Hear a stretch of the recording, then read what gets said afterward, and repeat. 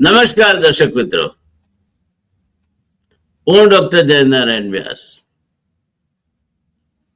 આમ આદમી પાર્ટી એટલે ભારતીય જનતા પાર્ટીની બી ટીમ.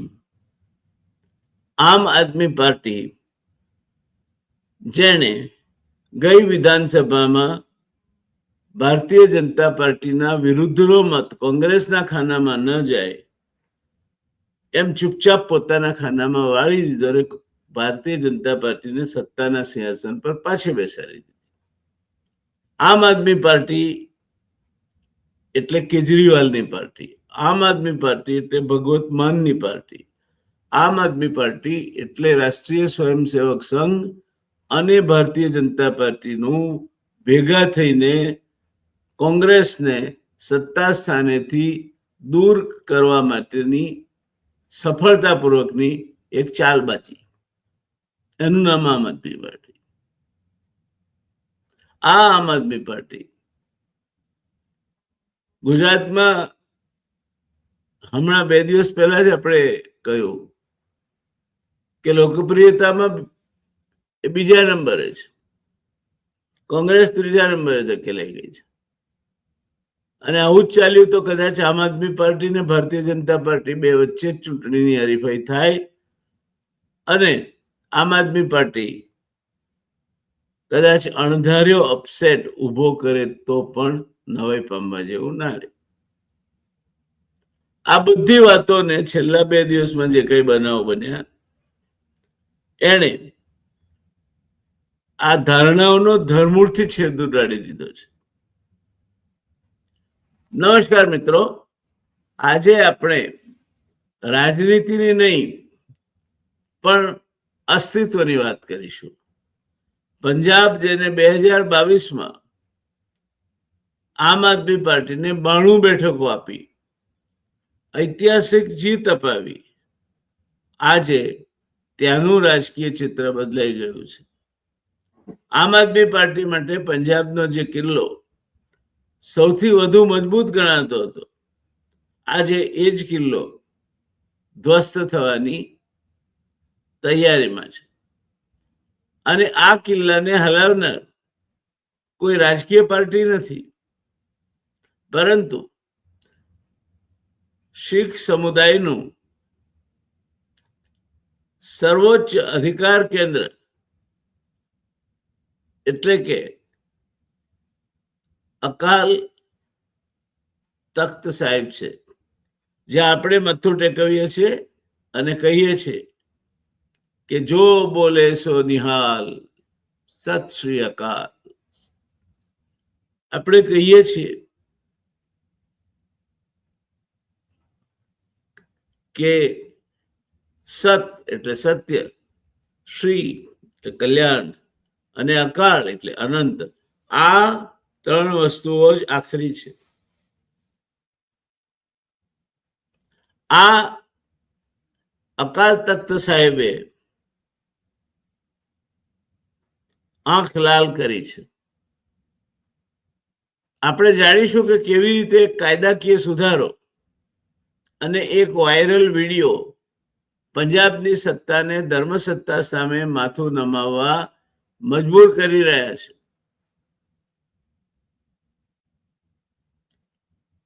પહેલો ભાગ જોઈએ. ઇતિહાસને સ્પર્શે છે અને ઇતિહાસ એવું કહે છે કે અકાલ તખ્ત સામે રાજસત્તાને પણ ઝૂકવું પડ્યું હતું. મિત્રો, અકાલ તખ્ત સાહેબે કોઈ ઇમારત નથી, પણ શીખ પંથનું સર્વોચ્ચ નૈતિક અને રાજકીય કેન્દ્ર છે. સન 1606માં 6ઠા ગુરુ શ્રી ગુરુ હરગોવિંદ સાહેબે તેની સ્થાપના કરી હતી, જે મીરી પીરીના સિદ્ધાંતનું પ્રતીક છે. મીરી અને પીરી 2 અરબી શબ્દો છે, જેનું સંયોજન શીખ પંથમાં આધ્યાત્મિકતા અને રાજકીય શક્તિના સંતુલનને દર્શાવે છે. મહાન શીખ સામ્રાજ્યના સ્થાપક મહારાજા રણજીતસિંહજીના જીવનની એક રસપ્રદ કથા છે. આજના પેશાવર અને એથી આગળ છે કાબુલ સુધી શીખ સામ્રાજ્યનો વિસ્તાર કરી ચૂકેલા રણજીતસિંહ લાહોરની વિખ્યાત નર્તકી મોરાના પ્રેમમાં પડ્યા અને તેની સાથે લગ્ન કરી લીધા. જો રણજીતસિંહજી મોરા નામની નર્તકીના પ્રેમમાં પડ્યા અને એની સાથે લગ્ન કરી લીધા. વિશાળ સામ્રાજ્યના મહારાજા હોવા છતાં રણજીતસિંહને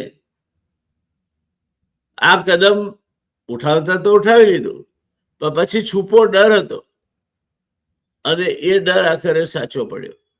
શું હતો એ ડર? અકાલ તખ્તના જથ્થેદાર ફુલાસિંહે મહારાજાને ઠપકો આપ્યો કે તમે માત્ર મહારાજા નથી, ખાલસા પંથના પ્રતીક છો.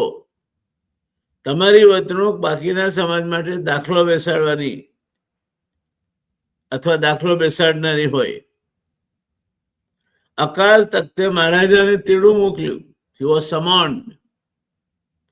મહારાજા કોઈ દોડદબામ વગર ઉઘાડા પગે અકાલ તખ્ત સમક્ષ હાજર થયા.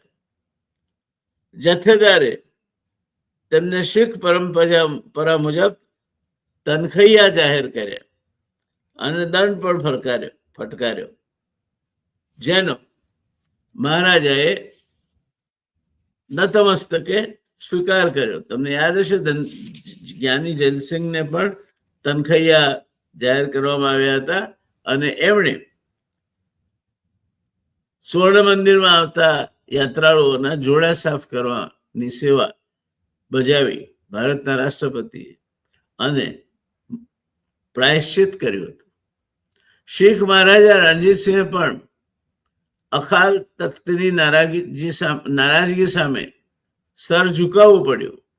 હવે તમામ શીખ ધારાસભ્યોએ પણ ધર્મસત્તાની આજ્ઞા માથે ચડાવી આ પરંપરાનું પાલન કર્યું છે. શીખ પરંપરાનું 19મી સદીનું આ ઉદાહરણ હાલ વર્તમાનમાં પણ એટલું જ લાગુ પડે છે. દોસ્તો, ઇતિહાસ માટે એવું કહેવાય છે કે history remembers those who remember the history. ઇતિહાસ એમને જ યાદ રાખે છે જે ઇતિહાસને યાદ રાખે છે. અને તેનું પ્રમાણ એ છે કે હાલમાં જ અકાલ તખ્તે પંજાબ વિધાનસભાના તમામ શીખ ધારાસભ્યોને તેડું મોકલ્યું. દરેકે નમ્રતાપૂર્વક ધર્મ આજ્ઞાને અનુસરીને હાજરી પણ આપી. મુદ્દો હતો પંજાબ સરકારે અગાઉના એક કાનૂનમાં લાગુ કરેલા સુધારાનો, જેની સામે અકાલ તખ્તને વાંધો હતો. એ કાયદો શું છે અને અકાલ તખ્તને તેની સામે વાંધો શું હોઈ શકે, એની વિગતોમાં જતા પહેલા અકાલ તખ્તનો અનેરો મહિમા સમજવો જરૂરી છે. શીખ રાજનીતિ, શીખ પોલિટિક્સ સમજવું હોય તો અકાલ તખ્તને સમજ્યા વગર સમજી શકાતો નથી. શીખ ધર્મને વ્યક્તિ કેન્દ્રિત બનતો રોકવા પવિત્ર ગ્રંથ સાહેબને જ ગુરુ ગણવાનો આદેશ અપાયેલો છે. એ જ રીતે શીખ સમાજની રાહબરી માટે 5 તખ્તની ભૂમિકા મહત્વની ગણાય છે. સૌ પ્રથમ અમૃતસર સ્થિત અકાલ તખ્ત, બીજું પટણા ખાતે જ્યાં ગુરુ ગોવિંદસિંહજીનો જન્મ થયો હતો તે શ્રી હરમંદિર, ત્રીજું ઈસવીસન 1699માં બૈસાખીના દિવસે જ્યાં ખાલસા પંથની સ્થાપના થઈ હતી એ આનંદપુર સાહિબ નો કેસગઢ સાહિબ. આ 5 મુખ્ય તખ્તમાં સામેલ છે. દશમ ગુરુએ પોતાના અંતિમ દિવસો જ્યાં વિતાવ્યા હતા એ મહારાષ્ટ્રના નાંદેડ સ્થિત તખ્તને પણ એટલું જ મહત્વપૂર્ણ મનાય છે. 5મું તખ્ત ભટિંડા જિલ્લાનું દમદમા સાહિબ છે, જ્યાં ગુરુ ગોવિંદસિંહે ગુરુ ગ્રંથ સાહેબમાં નવમ ગુરુ તેગ બહાદુરના ભજનોનો સમાવેશ કર્યો અને જેની જોગવાઈ આ સુધારા વડે આડકતરી રીતે શીખ સંપ્રદાયને ગુરુ ગોવિંદ સિંહે શીખ સમુદાય માટે આ 5 તખ્તના નેજા હેઠળ અકાલ તખ્ત સમગ્ર વિશ્વમાં વસતા શીખ સમુદાય માટે પરમ શ્રદ્ધા અને ધાર્મિક માર્ગદર્શનનું કેન્દ્ર ગણાયું. ઇતિહાસ સાક્ષી છે દોસ્તો કે જ્યારે મહારાજા રણજીતસિંહે પણ અકાલ તખ્તની મર્યાદાનું ઉલ્લંઘન કર્યું ત્યારે તત્કાલીન જથેદાર ફુલાસિંહે તેમને સજા આપી હતી અને મહારાજાએ નતમસ્તકે તે સજા સ્વીકારી હતી. 2026માં પણ ઇતિહાસ પુનરાવર્તિત થયો છે. શું વિવાદ છે? વિવાદની શરૂઆત 2025માં થઈ જ્યારે ભગવંત માન જેવી દેખાતી વ્યક્તિનો એક વિડીયો વાયરલ થયો. માને તેને એઆઈ એટલે આર્ટિફિશિયલ ઇન્ટેલિજન્સ અથવા ફેક ગણાવીને એટલે કે બનાવટી ગણાવીને ફગાવી દીધો. પરંતુ એમ કઈ અકાલ તખ્ત થોડું છોડે. જૂન 2026માં 2 સરકારી ફોરેન્સિક લેબોરેટરીના રિપોર્ટ આવ્યા જેમાં સ્પષ્ટ થયું કે વિડીયો અસલ છે. આ ઘટના બાદ અકાલ તખ્તે તેમને ગુરુદ્રોહી જાહેર કર્યા એટલે ભગવત માનને અકાલ તખ્તે ગુરુદ્રોહી જાહેર કર્યા. સાથે જ પંજાબ સરકારે અકાલ તખ્તની મંજૂરી વિના જે બેઅદબી વિરોધી કાયદામાં સુધારા કર્યા તેમાં રહેલી અસ્પષ્ટ જોગવાઈઓએ વિવાદને વધુ ગંભીર બનાવ્યો. પંજાબની આમ આદમી પાર્ટીની સરકારે અગાઉ અકાલી દળ ભાજપની સરકારના એક કાયદામાં સુધારો કરીને અગાઉ અકાલી દળ અને ભારતીય જનતા પાર્ટીની મિશ્ર સરકાર હતી ત્યાં એમાં એણે ઘડેલ એક કાયદામાં સુધારો કરીને તેને વધુ કડક બનાવવાનો નિર્ધાર કર્યો. એ કાયદો છે જાગત જ્યોત શ્રી ગુરુ ગ્રંથ સાહિબ સત્કાર કૌંસમાં સંશોધન અધિનિયમ 2026. આ કાયદો પવિત્ર ગુરુ ગ્રંથ સાહિબની આમન્યાના પાલન માટે અને તેની બેઅદબી રોકવા માટે છે. કાયદામાં સુધારો કરીને પવિત્ર ગ્રંથ સાહિબની બેઅદબી કરનારને ઓછામાં ઓછા 7 વર્ષ અને મહત્તમ 20 વર્ષની કેદની જોગવાઈ આ સુધારા વડે લાગુ કરવાની આમ આદમી પાર્ટીની સરકારની ધારણા છે. પરંતુ એમ છતાંય અકાલ તખ્તે ખરડાના મુસદ્દામાં વપરાયેલ કેટલાક શબ્દો સામે વાંધો લીધો. તેમના મતે કસ્ટોડિયન સહિતના કેટલાક શબ્દોની વ્યાખ્યા અપૂર્ણ હોવાથી એ દોષિત માટે છટકબારી સમાન નીવડી શકે છે અને આથી અકાલ તખ્તે ચૂંટાયેલા તમામ શીખ ધારાસભ્યોને હાજર થવા માટેનું ફરમાન પાઠવ્યું. હવે ત્રીજો ભાગ શરૂ થાય છે. 29 જૂન 2026 જ્યારે રાજ્ય સત્તાએ ધર્મસત્તા સામે ઘૂંટણીએ પડીને વંદન કર્યા. 29 જૂન 2026નો એ દિવસ પંજાબના ઇતિહાસમાં નોંધાઈ ગયો. લગભગ 87 શીખ ધારાસભ્યો અને મંત્રીઓ અકાલ તખ્ત સમક્ષ હાજર થયા. દરેકની પાસેથી વિવાદાસ્પદ શબ્દોનું અર્થઘટન માંગ્યું. કોઈ ધારાસભ્ય સ્પષ્ટ અર્થઘટન આપી ન શક્યા એટલે અકાલ તખ્તે દરેક ધારાસભ્યને પ્રસ્તાવિત સુધારામાંથી એ શબ્દો રદ કરાવવાની આજ્ઞા આપી. અકાલ તખ્તનો આદેશ સ્પષ્ટ હતો. નવો બેઅદબી કાયદો તાત્કાલિક સ્થગિત કરો. 1 મહિનાની અંદર શીખ પંથ સાથે ચર્ચા કરી અને જોગવાઈઓમાં સુધારો કરો. શીખ પંથની સલાહ વગર કોઈ પણ ધાર્મિક બાબતે કાયદો ન લાવવો. સત્તાધારી પક્ષે આ આદેશ માથે ચડાવ્યો જે દર્શાવે છે કે પંજાબમાં ધર્મસત્તાનું સ્થાન આજે પણ સર્વોચ્ચ છે. હવે ચોથા ભાગ પર આવીએ, એનું વિશ્લેષણ કરીએ. આમ આદમી પાર્ટી માટેની પરિસ્થિતિને મૂલવવાનો પ્રયત્ન કરીએ. મિત્રો, આ એક રાજકીય મુદ્દો નથી. આ શીખ સમુદાયની આસ્થાનો વિષય છે. શીખ સમુદાયના જે જાથેદાર છે જેમણે કેજરીવાલને ગુનેગાર ગણ્યા છે અને તેને કારણે શીખ સમુદાયમાં આમ આદમી પાર્ટીની છબીને મોટું નુકસાન થયું છે. 2027ની ચૂંટણીમાં ધાર્મિક લાગણીઓ એક મુખ્ય પરિબળ બનશે એવું સ્પષ્ટ દેખાઈ રહ્યું છે. આમ આદમી પાર્ટી માટે હવે તેની સત્તા ટકાવી રાખવી એ સૌથી મોટો પડકાર બનવાનો છે. દિલ્હીમાં ખોઈ સત્તા, પંજાબમાં પણ ખોશે અને ત્યાર પછી એ ગુજરાતમાં મધલાલ ઝરી રહી છે એના મોઢામાંથી. તે પેલી પંચતંત્રની વાર્તા જેવી છે કે ઊંટનો લબડતો હોઠ જોઈને શિયાળાની પાછળ ચાલ્યા કરે કે ક્યારેક તો તૂટી પડશે ને હું ખાઈ જઈશ, પણ એવું થવાનું નથી. મિત્રો, આ એક રાજકીય મુદ્દો માત્ર નથી, આ શીખ સમુદાયની આસ્થાનો સવાલ છે. શીખ સમુદાયમાં આમ આદમી પાર્ટીની છબીને મોટું નુકસાન થયું છે. 2027ની ચૂંટણીમાં ધાર્મિક લાગણીઓ એક મુખ્ય પરિબળ બને તે પ્રકારની શક્યતાઓ ઊભી થઈ છે અને આવું બને તો આમ આદમી પાર્ટીને મોટો ફટકો પંજાબમાં પડે તે પ્રકારની પરિસ્થિતિનું નિર્માણ થાય તે પણ એટલું જ દીવા જેવું સ્પષ્ટ છે. આમ આદમી પાર્ટી માટે હવે તેની સત્તા ટકાવી રાખવી એ મોટો પડકાર બની ગયો છે. ડુ ઓર ડાઈ, કરો યા મરો. તો પંજાબ એક રાજ્ય હતું, દિલ્હીમાં સત્તા ગુમાવી એમણે, ભારતીય જનતા પાર્ટી જીતી ગઈ. ત્યાર પછી એમના મતે એકમાત્ર રાજ્ય પંજાબ હતું.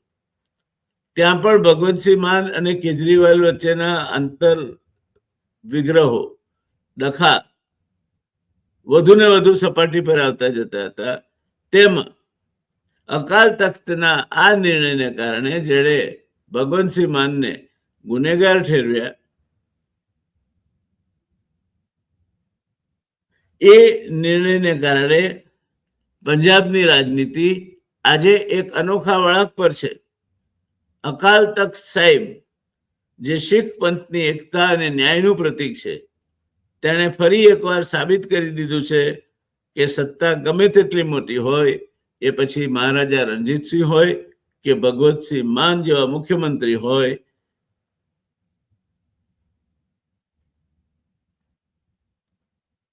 હંમેશા ધર્મ અને પંથની મર્યાદામાં રહીને જ તેઓ કાર્ય કરી શકે છે.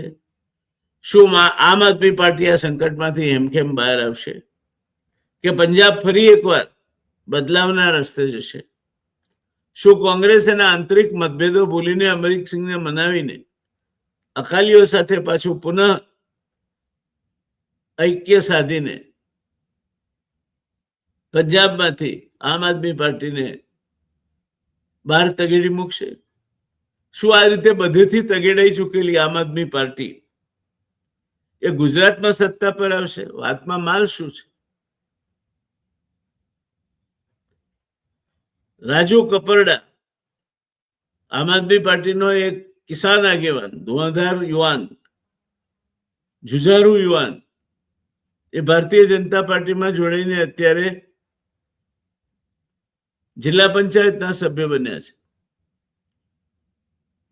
અત્યારે ભારતીય જનતા પાર્ટીના સામે લડત આપે તેવા બે ચહેરા છે. એક છે ગોપાલ ઇટાલિયા, બીજા છે જેમને હમણાં જ 7 વર્ષની જેલની સજા થઈ છે અને એમનું સભ્યપદ રદ થશે કે કેમ એવા તર્ક વિતર્કો ચાલે છે. તે ભાઈ ચૈતર વસાવા. ચૈતર વસાવા અને ગોપાલ ઇટાલિયા કોના બળે આ બધું કરી શકશે? શું કેજરીવાલ ગુજરાતમાં આવે તો પણ ફ્લોપ જશે? શક્યતાઓ તો બહુ મોટી છે. ત્યારે હું એવું માનું છું અને મારું વ્યક્તિત્વ મંતવ્ય છે કે 2027ની ચૂંટણીઓ માટે ગુજરાતમાં આમ આદમી પાર્ટીનું નામું નખાઈ ગયું છે. તેમના માટે હજુ કસોટીની ઘડીઓ વધુ વિકટ બનીને સામે આવવાની છે. રાજ્યમાં આમ આદમી પાર્ટી રાજકીય જનાધાર ઝડપથી મજબૂત બનાવી રહી હતી. હાલમાં સ્થાનિક ચૂંટણીઓમાં પણ એણે ઠીક ઠીક કહી શકાય એવો વિજય મેળવ્યો, પરંતુ ધાર્મિક લાગણીનું સંતુલન જાળવવામાં ગફલત કરશે તો છેવટે સત્તાનું સંતુલન પણ ખોરવાશે, એ વાત નિશ્ચિત છે. દોસ્તો, આ એક નવી અને ખૂબ મહત્વપૂર્ણ રસપ્રદ ડેવલપમેન્ટ તમારી સામે આવ્યું છે. 2 દિવસથી અકાલ તખ્ત દ્વારા બધા ધારાસભ્યોને બોલાવ્યા અને એમને કહેવામાં આવ્યું કે તમે આજે કાયદો કરવાના છો એ કાયદો શીખ પંથની મર્યાદાઓને યોગ્ય નથી, અને એટલે તમે એ કાયદો બદલો, ફરીથી નવેસરથી અકાલ તખ્ત સાથે સંકલનમાં રહીને તમે ફરીથી એ કાયદો લાવો. અને કેજરીવાલ એમણે પવિત્ર ગુરુઓની છબી સામે બેસીને એને દારૂના છાંટણા નાખીને જાણે આખો મુદ્દો ઉભો કરે છે. ભગવત માન ની પાર્ટીના કેજરીવાલ સર્વે સર્વા છે. હવે માન અને કેજરીવાલ એમનું માન કેટલું રહેશે એ જોવાનું રહે છે. અને બધેથી જો એમનું માન વિલીન થઈ રહ્યું હોય તો દર્શક મિત્રો, મારી તમને વિનંતી છે કે ગુજરાતમાં આમ આદમી પાર્ટી બદલાઈ રહેલી પરિસ્થિતિમાં, ઝડપથી બદલાઈ રહેલી પરિસ્થિતિમાં ક્યાં જશે? એ ભારતીય જનતા પાર્ટી સાથે એની માતૃ સંસ્થા ગણીને જોડાઈ જશે, એ કોંગ્રેસ સાથે તાલમેલ સાધશે, એના સભ્યો વેરાઈ જશે અને છૂટાછવાયા જેને જ્યાં યોગ્ય લાગતું છે ત્યાં થશે, જોડાશે. જે કંઈ થાય દોસ્તો, આવનાર ઘટનાઓ ખૂબ મહત્વની અને રસપ્રદ હશે. તમે તમારી કોમેન્ટ બોક્સમાં જરૂર લખજો. જો રજીસ્ટર ના કરાવ્યું હોય તો સબસ્ક્રાઇબ કરી દો. અમને તમારી હાજરીથી હૂંફ મળશે. બેલ આઇકન દબાવી અને રજીસ્ટર કરાવી લો, જેથી નવા વિડીયો આવે ત્યારે તમને એની જાણ થાય. અને બીજી એક વાત તમને કહું કે તમારી આ ચેનલ ધ રિયલ ડિબેટે હવે બીજી 2 ચેનલ ચાલુ કરી છે. એક છે ખબરદાર, જે રાષ્ટ્રીય ફલક પર બનતા બનાવો ઉપર ચાંપતી નજર રાખતી હિન્દી ભાષી ચેનલ છે. અને બીજી છે ધી ગ્લોબલ ક્રોસરોડ્સ, વિશ્વભરમાં બનતી ઘટનાઓ ઉપર ચાંપતી નજર રાખતી અંગ્રેજી ચેનલ છે. આ બંનેમાં પણ તમે સબસ્ક્રાઇબ કરી દેજો, રજીસ્ટ્રેશન કરાવી દેજો, બેલ આઇકન દબાવીને તમારી હાજરી નોંધાવી લેજો. આ બંને પણ તમારા અને તમારા ભાવિ પેઢી માટે ખૂબ ઉપયોગી જ્ઞાનવર્ધક બનવાની છે, એમાં કોઈ શંકા નથી. અને દર્શક મિત્રો, હા, એક વાત, આ તમારી ચેનલ રિયલ ડિબેટ પર મહાભારત શરૂ થયું છે. એટલે મહાભારત અંદર નથી લડાતું, મહાભારતની કથા અને એનું આજના સમયમાં શું મહાત્મ્ય છે, આજના સમયમાં એને કઈ રીતે જોવી જોઈએ, એ વાત શરૂ થઈ છે. 6 એપિસોડ થયા અત્યાર સુધીમાં. લગભગ 400 કરતા વધારે એપિસોડ થવાના છે. તમારા ઘરમાં એક સભ્ય બાળકો સમેત આ એપિસોડ જોવે તો ભારતીય સંસ્કૃતિ અને મહાભારતની કૂટનીતિ, એની યુદ્ધ, ભગવાન શ્રી કૃષ્ણની ભૂમિકા, અર્જુન, ભીમ વગેરેના પરાક્રમો અને મહાભારતના મેદાનના હાકલા પડકારા માણવાની, જોવાની અને એમાંથી બોધ ગ્રહણ કરવાની આજની રાજનીતિને કેટલી અનુકૂળ આવે છે તેની તક મળશે તમને. એટલે જો ન તમે રિયલ ડિબેટ પર સબસ્ક્રાઇબ કર્યું હોય તો કરી દેજો. અને ખાસ અગત્યનું, તમે અને તમારા વિદેશમાં રહેતા સગાવાલાઓ